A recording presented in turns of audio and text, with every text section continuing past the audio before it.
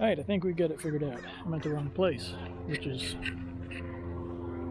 not unusual. So we're going to go down the road here a little bit to where the plantation is, because that's what we're trying to get to, the remains of the plantation. And check that out.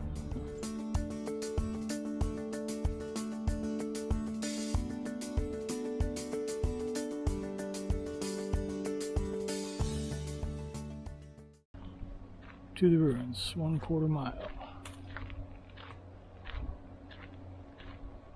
So we'll see what we see.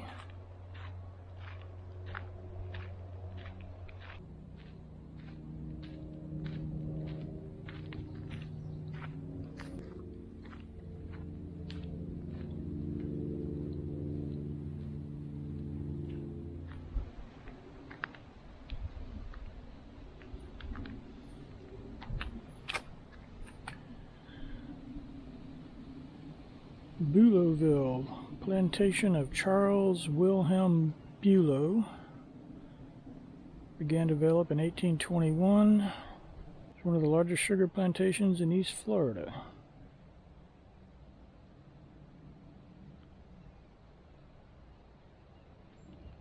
And this is Charles Wilhelm Bulow, born about 1778 in South Carolina. Purchased a 4,675 acre plantation for $9,944.50. Died in 1823. His son John inherited it and built a sugar mill. So I guess what we will be looking at here in a minute, is the main building. And then out here, I guess behind us, was all sugar.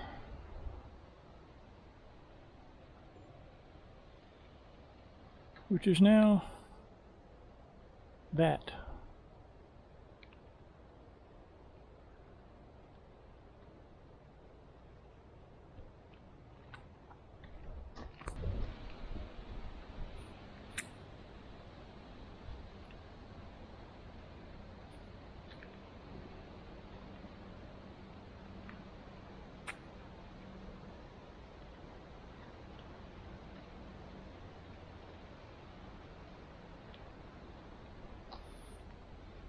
Well supplied water for the boiler that produced steam to operate the mill's cane crushing machinery.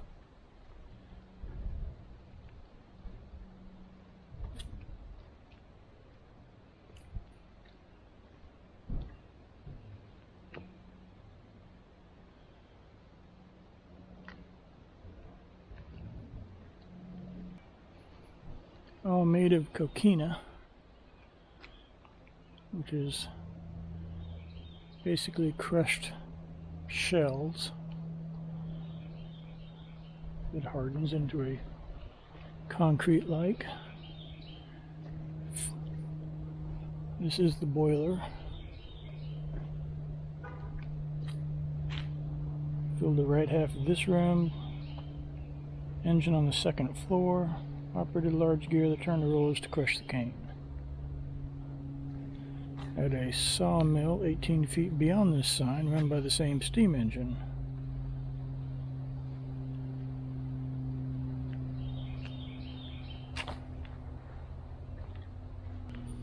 Another well, exact use unknown.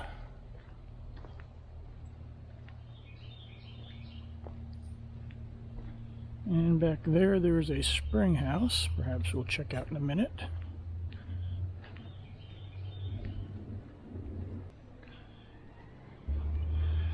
Cane was placed on a conveyor starting here, about 3 feet wide, lifted it to the roller crushers on the second floor. Juice ran into the settling vats, and the remaining cane was hauled away. Juice flowed from the settling vats on the second floor into the Grand, the largest of 5 kettles. Also the coolest being the farthest from the battery kettle under which the furnace was fired. Beet juice was hand dipped from the larger to the smaller kettle, ended up as syrup in the battery, the smallest and hottest. Here it reached the strike or sugar stage, then ladled into a trough, flowed into a large wooden cooling vats to harden. After it was hardened, it was spaded into slices, carried in small tubs to the perjury curing room, and packed into hogsheads, which are wooden barrels. This is the curing room, or the perjury.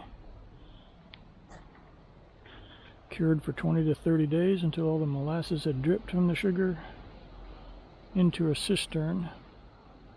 Molasses was sold for making rums.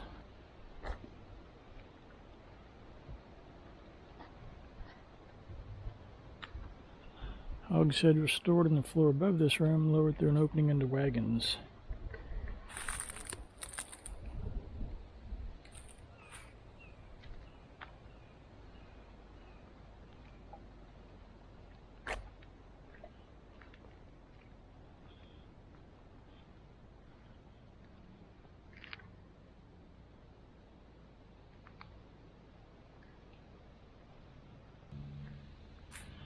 And you can see where a creek runs through here.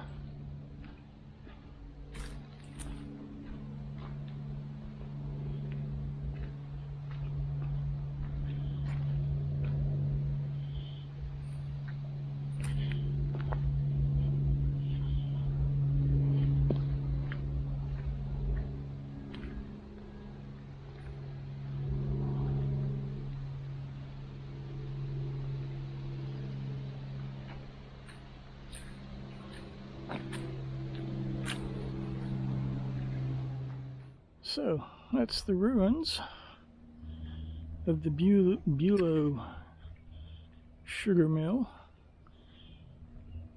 here in the Ormond Beach area. Anyhow, we're going to wander on back to the parking area now. I think we'll take the nature trail back here. Apparently you can drive back here. I did not realize that, but really it's not a bad walk, quarter of a mile. So yeah, we'll stroll down the nature trail back to where we parked.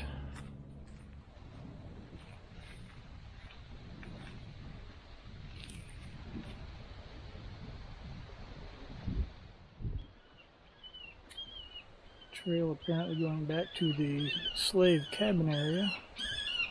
40 cabins, home to 197 men, women, and children, according to the 1830 U.S. Census.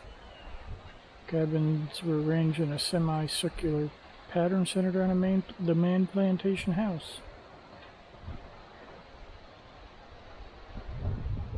We'll see. I don't have any idea how far back or where it is here, but we'll see. This is a site of a cabin. Each cabin was 12 by 16 feet, shingled roofs, board floors and walls, and a coquina fireplace. So there's the foundation, the remains of the fireplace apparently.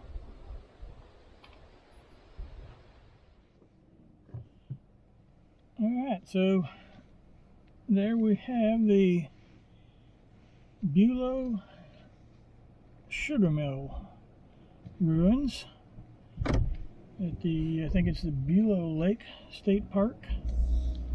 I'll correct that if necessary. Yeah, that was interesting. I enjoyed that. Now that I finally found it, after being a bit lost earlier this afternoon. Really quiet back here. It's a Monday afternoon. There was another couple at the ruins. Got there after I did. A couple other couples. And then there's a few people down here at the lake fishing. That's about it. It's pretty much empty otherwise. So that was fun. Alright, there's a big sign right across the road from that entrance road. I bet this is. I totally missed it.